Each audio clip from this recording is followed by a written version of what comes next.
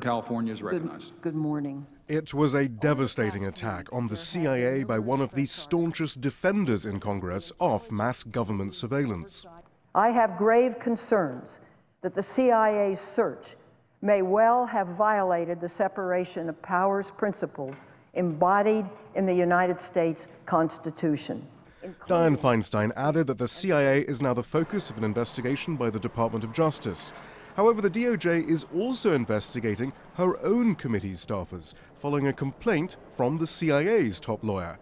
Feinstein's accusing him of trying to silence her committee because he himself is mentioned some 1,600 times in the investigation into George W. Bush's controversial interrogation programs. I view the acting consul general's referral as a potential effort to intimidate this staff.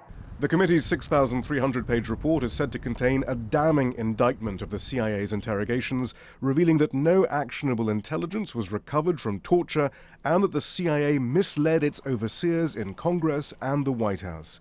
Feinstein says amongst the millions of documents given to her committee was an internal CIA review that confirmed many of those conclusions. However, it suddenly disappeared, suggesting that the CIA had access to the computer system the inquiry was using. She says that's what may have broken the law. The head of the CIA denies any wrongdoing and says it's time to move on.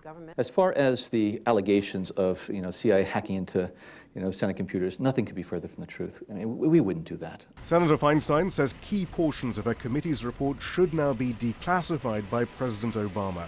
However, that's something that the White House has been reluctant to do if the CIA is not on board.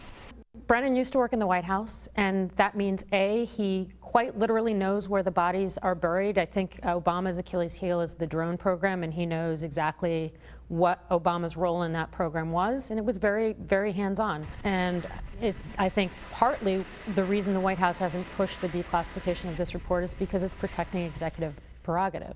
Senator Feinstein says the entire system of checks and balances is at stake, with America's spies allegedly spying on those to whom they ultimately are accountable. It will now be up to President Obama and his Department of Justice to side either with the CIA or with those elected to represent the people. Shihab, Rattansi, Al Jazeera, Washington.